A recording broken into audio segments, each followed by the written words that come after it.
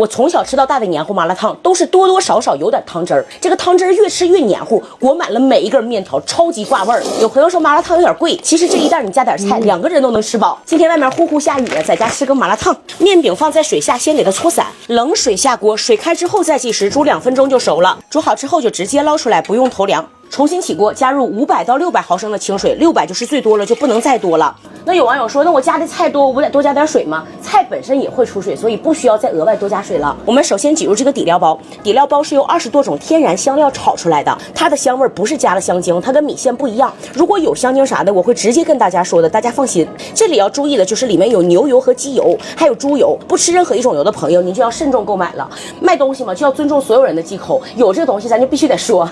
然后我们倒入这个干粉包，干粉包是调咸度的，它里面是白糖、味精、鸡精和盐。开锅之后，咱们先下自带的豆皮儿，根据口味来点配菜。菜煮熟了，把面放里头，搅拌均匀。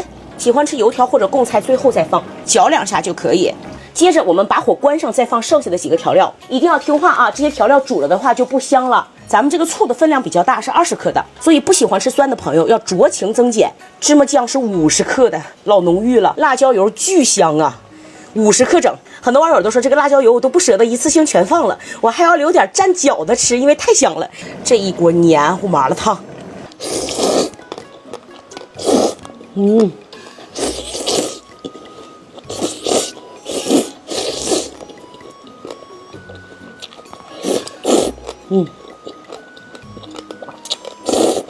圆白菜老香了。